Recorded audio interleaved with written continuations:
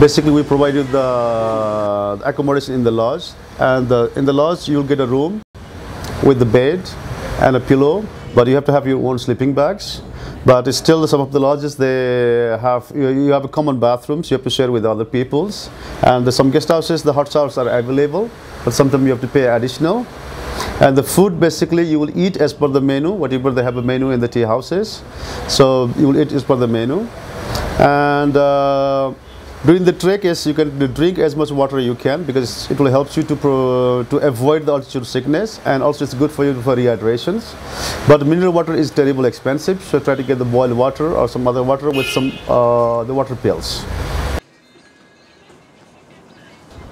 So you should not compete with the other people, but you should have your own rhythm.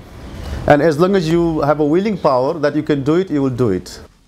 This trek takes us from the village of Lukla, which is at a modest height of 2,860 metres, on a 10-day walk to the base camp of Mount Everest at an elevation of 5,400 metres.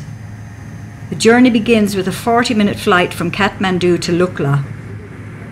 For many people, this will be the smallest plane they have ever travelled on, and an exciting start to the journey. This flight takes us to the Khumbu region of Nepal.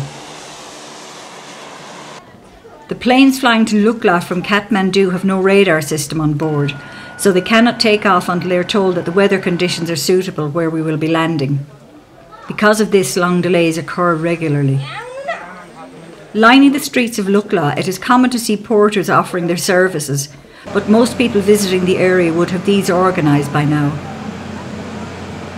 Considering the remote location, the village and the skies above it can be surprisingly busy. In between the planes carrying tourists, you can see army and rescue helicopters at the airport. Lukla has a variety of shops and lodges where one can have basic Western-style meals and pick up any last-minute items for trekking or climbing ahead. There are many restaurants in Lukla, so you can have a meal before you begin the first day's trekking. A typical menu in Lukla will have a large variety of foods like fried rice, noodles, soup, pizza, momos, breakfast cereals, hot and cold drinks, and most junk foods you can get at home. People usually try to avoid eating meat from here onwards, as there is no cold storage and the possibility of a sick stomach is very high. The journey from Lukla to Pak Ding should take between 2 to 3 hours, going at a slow and steady pace. The trail starts with a gentle climb up the mountainside on the left bank of the Dukosi River, which provides a lovely view for most of today's walking. There is a well-worn path with steps leading you both upwards and down, but by the time you reach Pak Ding, you will be almost 200 metres lower than you were at Lukla. There is a large amount of accommodation available at Pak Ding. The Namaste Lodge is a 3-storey building with a large dining room, a full bar and restaurant, and a cyber cafe. The quality is very basic. The rooms come with a bed, a mattress and one pillow. There are no electrical sockets and toilets are shared. Today's trekking will take somewhere between 5 and 6 hours depending on your fitness level. The journey from Pak Ding starts off very easy, following the Dukosi River valley below, and above and all around you are surrounded by rhododendron forests. There are several small villages along the way to stop for some food or drinks, like this one in Monjo. As you leave Monjo in the direction of Namche, you enter what is known as the Sagarmatha National Park. To enter, you have to buy a ticket and fill out a form. You will need to show your passport here and provide a passport-sized photograph. Several times you will have to use the suspension bridges to cross the Dukosi River. Locals have decorated the sides of the bridges with prayer flags, although there is no need for prayers, as the bridges are all made of steel and feel very secure. On the far side of this bridge is a village known as Jorsale. There are no shops after this village, and it is advised to stock up on water and food. A short walk past Jorsale, there is a suspension bridge to cross, and after this the trek gets surprisingly difficult. The walk to Namche is very steep and continually upwards. There is no level or downward walking. This section of the walk may take 2 or more hours. People of average fitness may find that they can walk for several minutes only, and then need to take a short break to catch their breath. At this altitude, your body will notice the lack of oxygen in the air. It will be especially noticed if you attempt things like running up a stairs or exert your body in any way. As you reach Namche, you have to pass a police checkpoint. Here they will ask to see the ticket you purchased at the entrance to the Sagarmatha National Park. Namche Bazaar is the most important town in the Khumbu region, the land of the Sherpa people. This town is located at 3,440 metres above sea level. After the difficulty of the last day, you will feel the rest day at Namche is well deserved, but the idea behind the rest or acclimatisation day is to climb high during the day and then sleep lower. This will help your body adjust to the altitude more easily. The most common walk to take on the rest day is to the Everest View Hotel. From here on a clear day there are spectacular views of Everest. This walk should only take around 2 hours, leaving you plenty of time to explore Namche Bazaar. A market takes place every morning in the town centre. Many traders come from Tibet to trade here, on the far side of the Himalayas.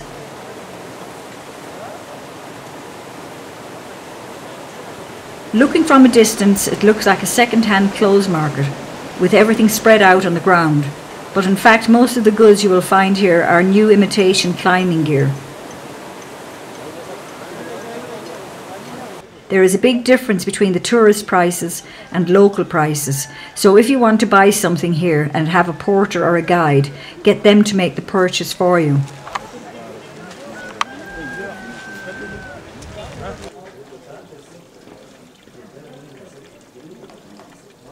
Almost anything you might need for the trek ahead can be bought on the streets of Namche Bazaar. Items like down jackets, sleeping bags, shoes, socks, gloves, scarves, suntan cream, lip balm, tissue paper, maps and water.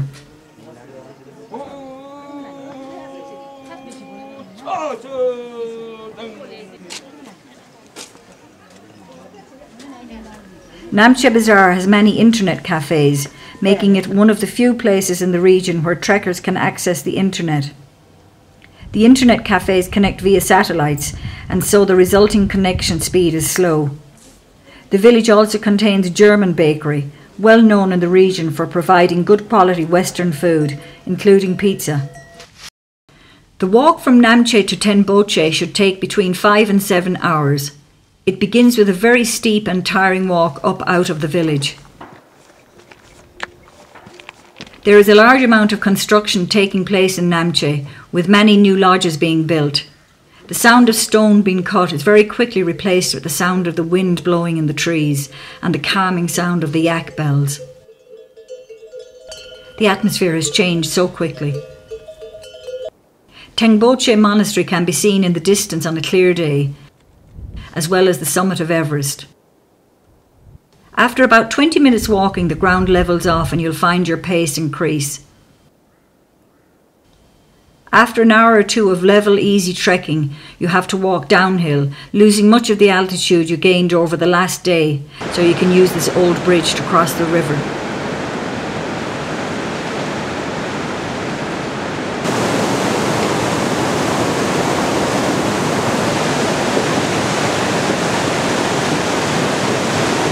But the altitude that was lost must now be gained with a tough 2-hour uphill walk.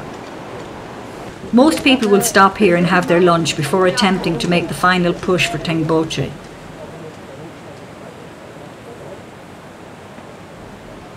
The price of a bottle of soft drinks here might be 50% higher than it was in Lukla, although meals like rice, soup and bread will be mostly the same. The lack of oxygen in the air is really noticeable at this stage.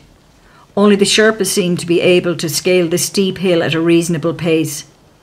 Everyone else is choosing to take it slow and steady. Tengboche village is located at an altitude of 3,867 metres. In the village is an important Buddhist monastery, the largest in the Khumbu region. The structure was built in 1923 but was destroyed by fire in 1989. It is rebuilt with the help of volunteers and the provision of foreign aid. From here there are great views of Everest and Ama Dablam.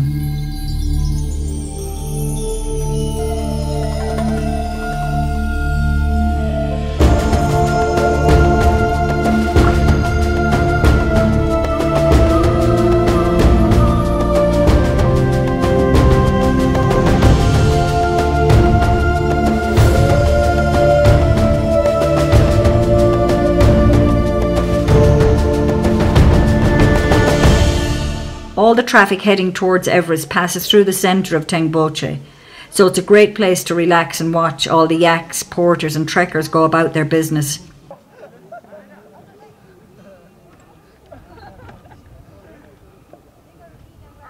There is a large green area in the centre of the village for camping and several lodges to choose from.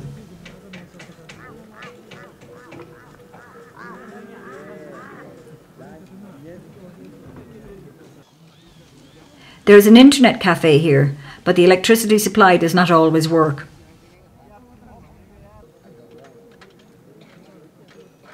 There is a bakery in the centre of the village which claims to be the highest in the world, and at nearly 4,000 metres it's easy to believe. The chocolate cakes here are delicious and taste as if they were freshly baked yesterday. The quality in the lodge is a little lower here than in Namche. The dining area is uncomfortable, with a small stove only providing heat to the people sitting directly around it. Most people will eat their food by 7 p.m. and go to bed.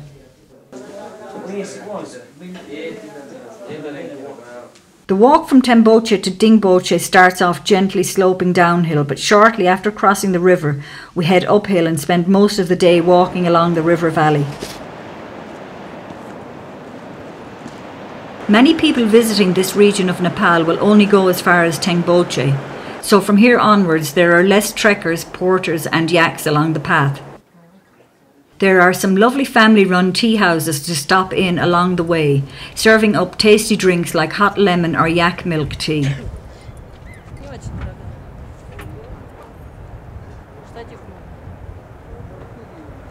Overall, it is an easy but long day's trekking, with the journey taking up to 6 hours. At this altitude, many people will suffer mild headaches and shortness of breath.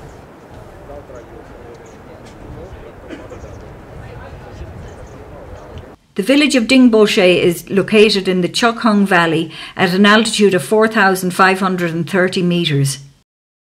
Trekkers will usually spend 2 nights in Tengboche for acclimatisation purposes.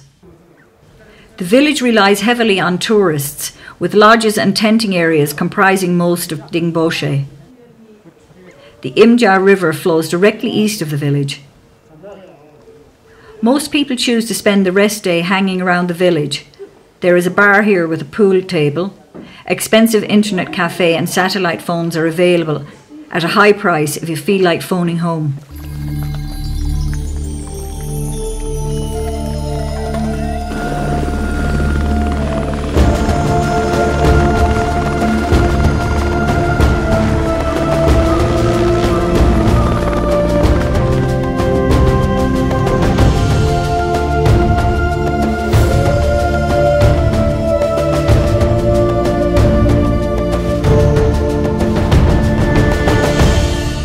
The day starts off with a steep climb up the edge of a hill, providing a great view down into the Chokhung Valley, with Island Peak visible at its end. Most people take a short break here and prepare themselves for the long march ahead. Today's walk could take up to 6 hours or more, depending on how the altitude affects you. As you walk along the side of the valley, if you look down to the left at the base, you can see a small village called Periche. There is a medical centre in Periche where emergencies can be treated. For minor ailments, there is a fixed charge. This charge enables the doctors to be able to treat the locals for free. Most of the walking today is along relatively level ground. There are a few signs of civilization along this route, so if you need to refresh with a drink or some food, do so at the nearest available shop.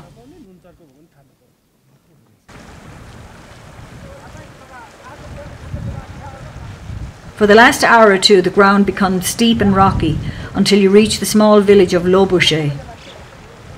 Compared to places like Dingboche or Tengboche, there is not really much here.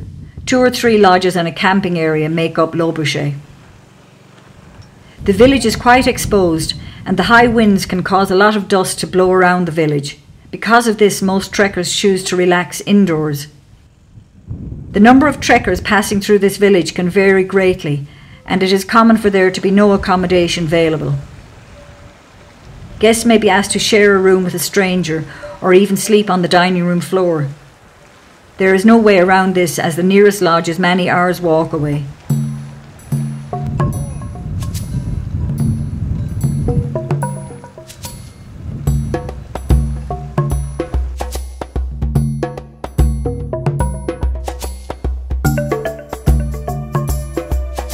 Today we have to walk for a little over 5 kilometres. It does not sound like much, but at this altitude it may take anywhere up to 5 or even 6 hours. There is no clear path and you have to walk over loose rocks, which add to the difficulty. The small village of Gorak Shep is actually the original base camp for climbers heading towards the summit of Everest. The small village is located at the base of a peak called Kala Pathar, which appears as a big brown bump below the impressive south face of Pommery. Many trekkers in the region of Mount Everest will attempt to summit Kala Pathar, since it provides the most accessible point to view Mount Everest from base camp to peak. Due to the structure of Everest, the peak cannot be seen from base camp.